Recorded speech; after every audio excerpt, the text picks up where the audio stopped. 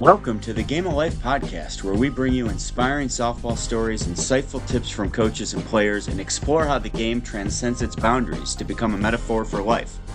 Whether you're a sports enthusiast, a casual fan, or someone just looking for inspiration, you're in for a treat. We'll unravel the tales that go beyond the scoreboard. Discover how perseverance and hard work on the field translates into resilience in your daily challenges. Learn about teamwork, leadership, and the unwavering spirit that fuels success, not just in sports, but in the game of life.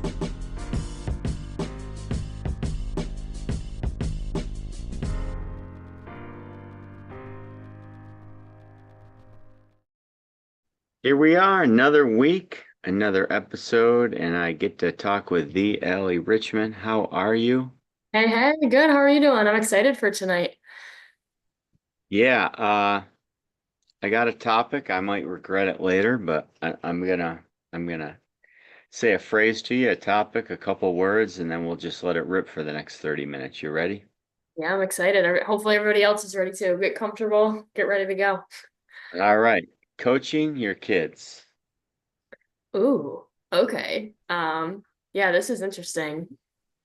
Let me gather my thoughts for a sec, because there's a lot we can talk about in this. And we'll definitely get into it at some point in the episode how, my dad coached me growing up, for everyone out there who doesn't know, to a certain age, right? He was one of my coaches, and there's a lot of benefits of that we can talk about later, because of how awesome he is. But I think the one thing about coaching your kids that my mind kind of went directly to is it's so important for them to know that even if you're their coach, you're also their parent.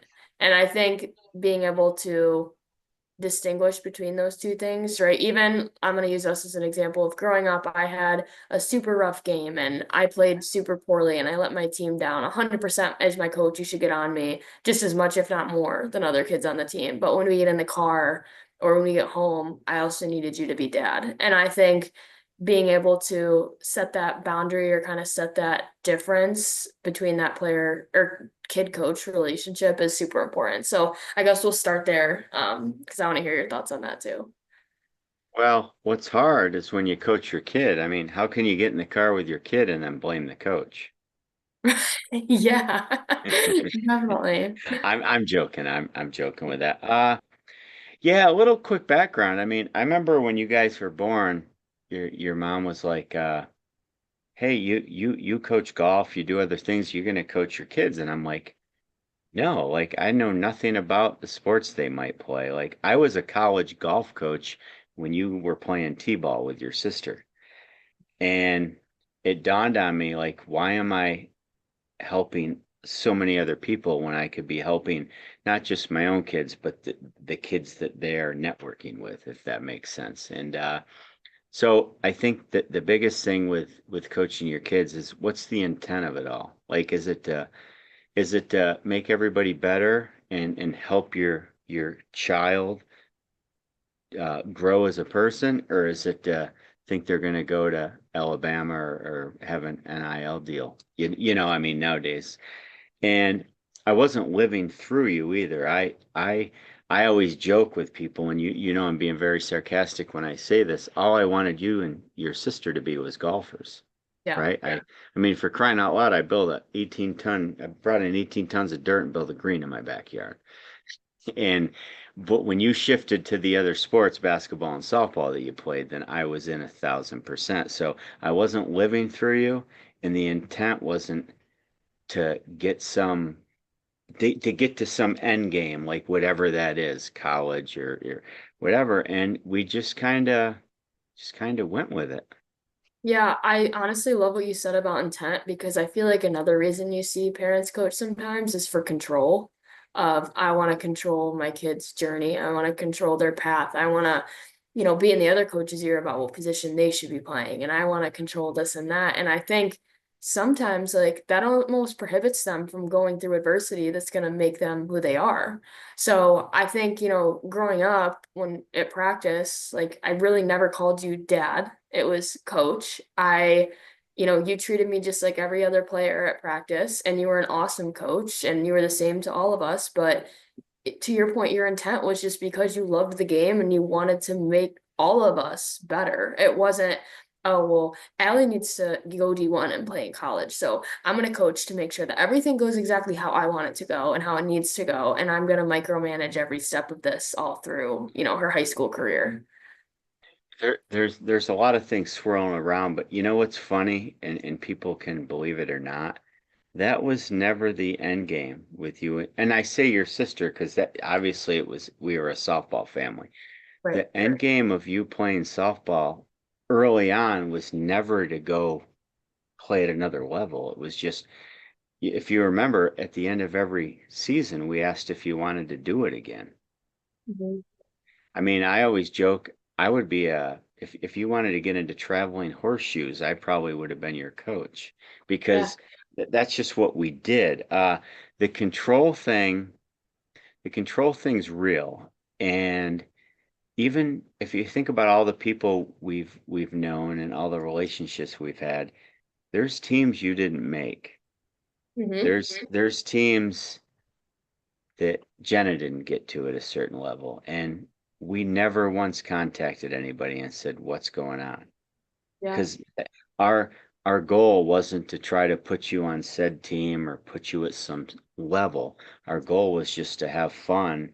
And like I said earlier, and I'll say it again, it was just to help everybody else too.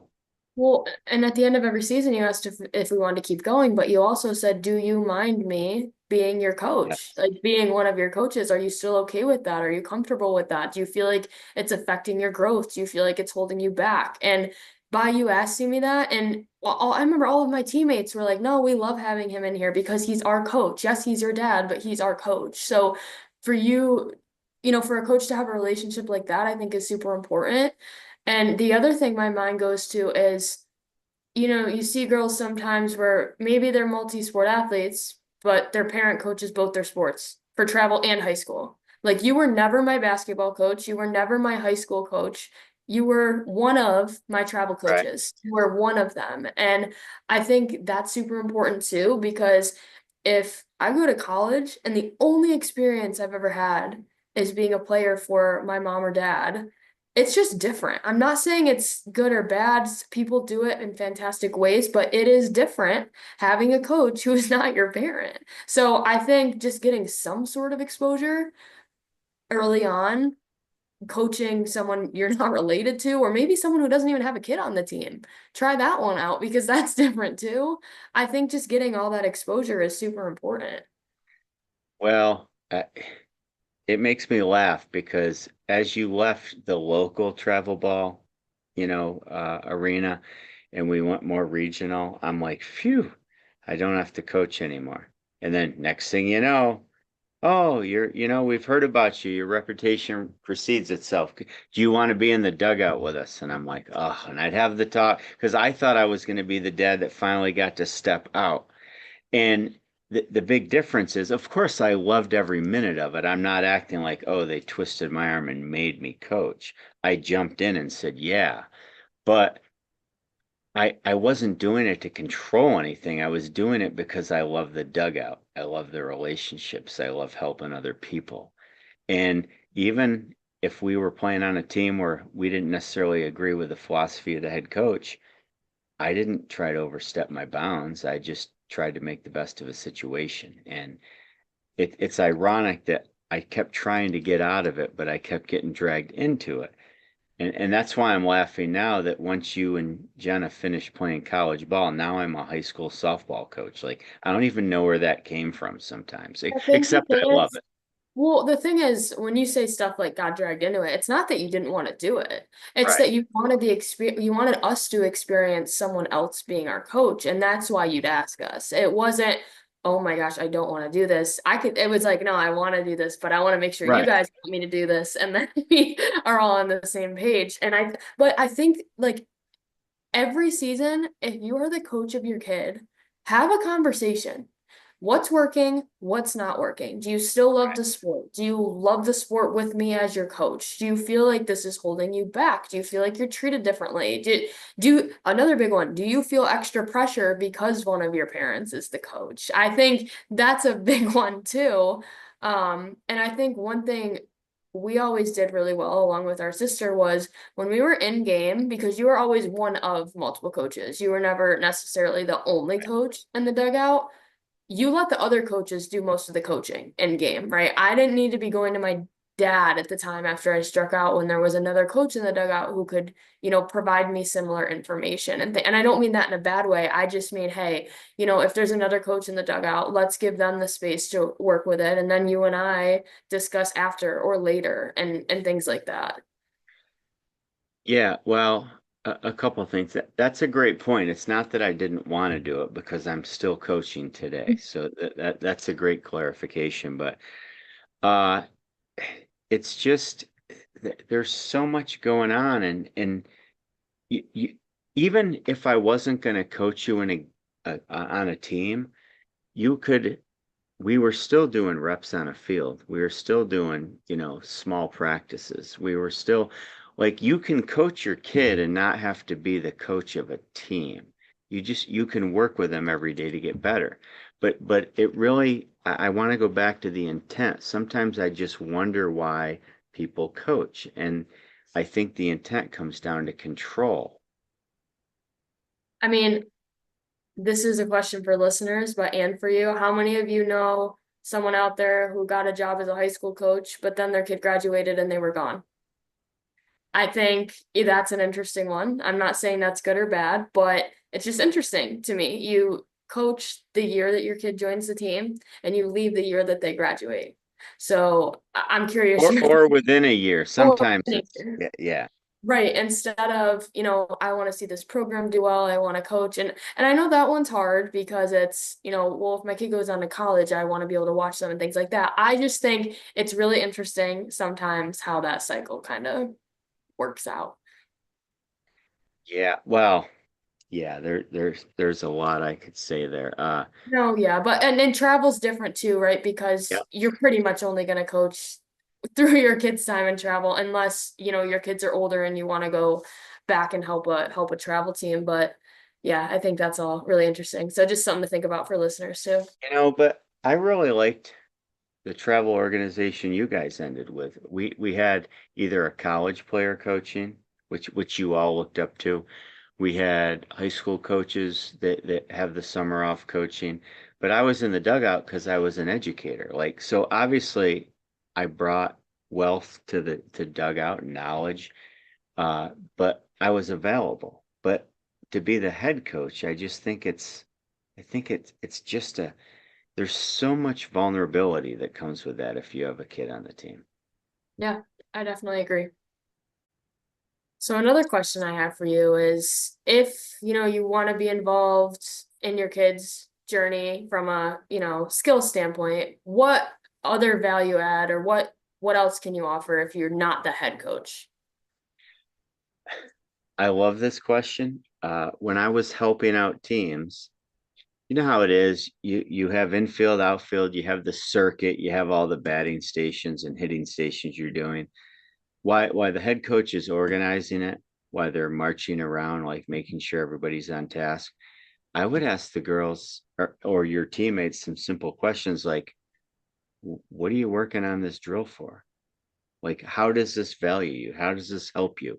And then during games, when I see someone's not happy because they come out of the game or they were subbed for or they're not in, I would just have discussions. And I feel like to me, coaching's so much more about relationships than about just pounding drills and skill sets through players. Obviously, when they're little, it's about just having organization and skill sets and building that foundation. But as you get older, once you start meshing travel ball and high school ball and being recruited, there's so many other needs that the players have that have nothing to do with being on the field. And if you can find a way to do both of those things, I think you can provide a lot of value. I know that was a little bit of a rant, but man, you hit me up with a good question there. No, I definitely agree. I mean, when I think back to the best coaches I've had, it's they cared about me as a person. I had a fantastic relationship with them. They could get on me and I knew it was coming from a good place. I Right. think the biggest thing is when I have a relationship with you and you scream at me, or I'm like, yeah, I deserve that. Like, I know it's coming from a good place. But something else you said that I want to go back to was, if you're helping in a practice or you're doing stations, one thing that always kind of confused me as a player, was, a dad, a mom, who, whatever parent said, oh, I want to come help. But then they're just kind of at practice, but they're not doing anything. And they're always just kind of there. And you're like, well, are they a coach or are they just a parent who's now watching practice? Like, I think that's really interesting because I think if you do decide to be there, and that's fantastic, and you're volunteering your time and you're helping and you're coaching, that's awesome. But if you're just there saying you're a coach to watch, that's where it gets a little tricky to me. What do you think? Don't be the guy at the gym that's just walking around but not lifting a weight, right? Yeah. I Yeah. mean, that's what it's like. Yeah, get involved, bring energy to a drill if a coach assigns you that. Ask some questions. Come with a plan of your own to assist, but to just be there, I feel like it's like a backstage pass for some people. Oh, I'm at this concert now and I don't really want to add any value. I just want to see behind the scenes. And Right. you everybody can see it. That's the thing. Like, Yeah. So I think just do like a little self eval of, if you're going to be in practice, what value are you bringing? What value are you adding? I think is a good question. And one other thing I kind of wanted to ask you, and then we can flip it around for me too, is if you happen to be coaching your kid, what are some best practices? And then we can kind of flip it around. If you're the kid on that side, what are some best practices? learn. I mean, I went from never thinking I'd help to quitting a college coaching job I have to help. And then there's always emotion attached to it. I mean, you're coaching a whole team or being part of that as a coaching staff, but you're still watching your kid. Anybody that says anything different's a complete liar. I mean, I'll tell two funny stories that stick out to my head. I mean, your sister was a shortstop, and I told her to put sunglasses on and she didn't put sunglasses on and she goes out and a fly ball comes to her and she drops it because she didn't have her sunglasses on. And what does she see? She sees me kicking a bucket and being like throwing a hissy fit because my 8-year-old daughter didn't have sunglasses on instead of learning from that experience, right? So we figured that out over time. And then I remember being down in Virginia for a travel tournament and I ended up getting kicked out of a game Which and was I'm like sitting. a rare, like, Yeah, yeah, by it's the the only way, not time I've been kicked out of a game. Like for just eh, dad emotions. I mean, I think that's a fair way to say it. And then after the game, I'm sitting under a tree watching, and you get the sportsmanship of the tournament award, but your dad's not there to see it because he's under a tree because he got booted from the game. And I which is so uncharacteristic, obviously, as our listeners know from hearing all the stories you've shared. But it's just funny. Like, yeah, Yeah, but I didn't know then. I mean, you guys were like 10 or 12 or whatever it is. But the point is, you lectured me and we got better from it. And those two things happened before you and your sister were 12. And then yeah. those things never happened again, is what I'm saying. So there's no playbook. That's why I'm being so vulnerable here. There's no playbook, but I would never have that happen to me now in school ball or travel ball or when you're playing college. I never said a peep in the stands. You know what I mean? But just there's no playbook. Just get after it. Look for the best interest of everybody, but be careful because at some point in time, the emotion of your kid being there can overwhelm you. I think that's super fair. And before I go to, I want to touch on something you said, because back to intent, like when you were coaching us, it's because you had the best interest at heart. And when I got to college, you kind of let it go. I mean, you were still there to help me, but you loosened the reins. Like it wasn't, what are they teaching you at practice every day? Do you trust them? What are you doing? It was, oh, are you getting better? Oh, what are you working on? Oh, awesome. That's really cool. And you would talk me through it. And when I'd come home during the summer, you're like, hey, like, what are we working on now? It was, and I'd ask you for some advice, but you weren't like, oh no, like we got to do this and you got to do that. You started being like, it was more dad, less coach, which is exactly what you need in college Right. because I have four coaches in Yeah. college. I only have one dad.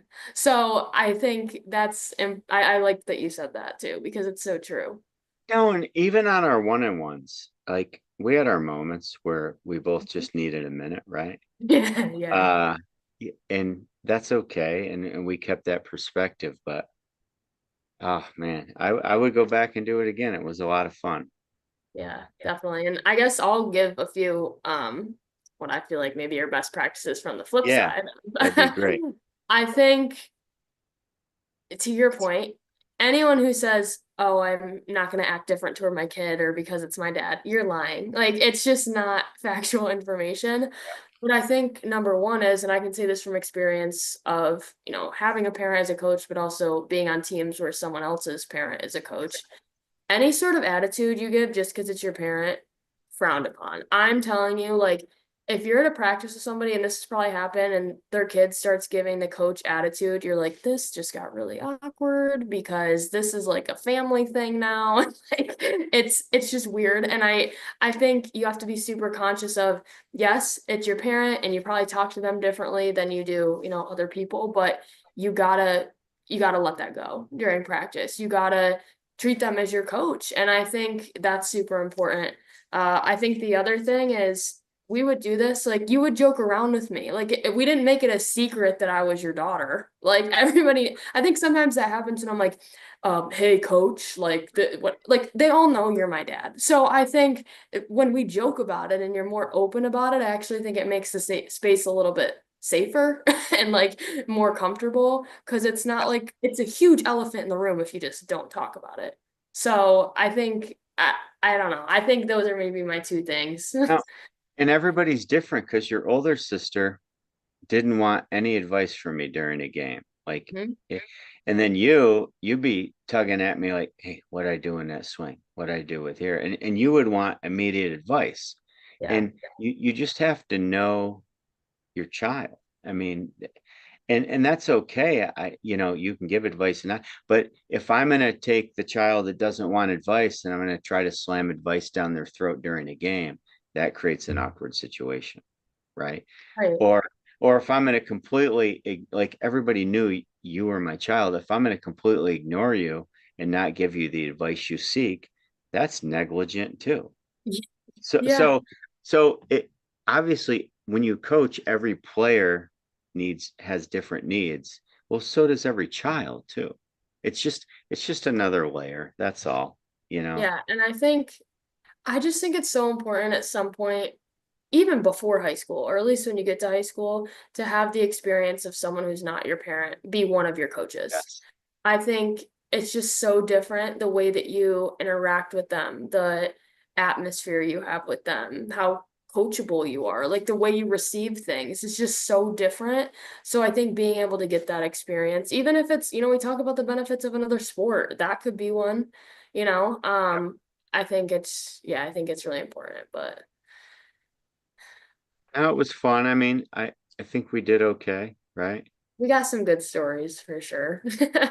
My dream, and I don't know if it'll happen or when it'll happen. Now I want to be on a coaching staff with my kids. I know. I know. It'd And be and so maybe listen, we're all in different places right now, but you never know. I look in the mirror and manifest it every day, thinking, it's going to happen. But that yeah. that would be a complete next level fun. And Yeah. again, I don't want to be the head coach. That can be my children. I just want to be the guy in the back building relationships and helping people. What if we were all like one third assistant coach with them Yeah, together, maybe instead of some overambitious young people that have coach on their shirt, we would just have 1/3 on our shirt. No, that's They so would they would funny. and if someone asks me a question, I'll be like, ask the other 2/3. I don't know. Oh my God. No, this was good. I mean, what a great topic. And Yeah. not that it's perfect, but that's the way we did it, and maybe it'll help people. Everybody does it different. Maybe I'm sure there's families out there that do it much better than us. There's Mhm. families out there that may need it, but that was just the way we did it. And you have to find your own dynamic that works for you if you're going Yes. to do it. So I think that's my main message is if you are in this relationship coaching one of your kids, just talk about it. Don't just not talk about it because that you feel like that makes it normal. Talk about it more. Say, Is the way I'm coaching you at practice prohibiting you from getting better? Do you like me being your coach? Do you feel like I treat you different than your teammates? Like, have those conversations at home so that you're not, prohibiting each other from growing in the ways that you want.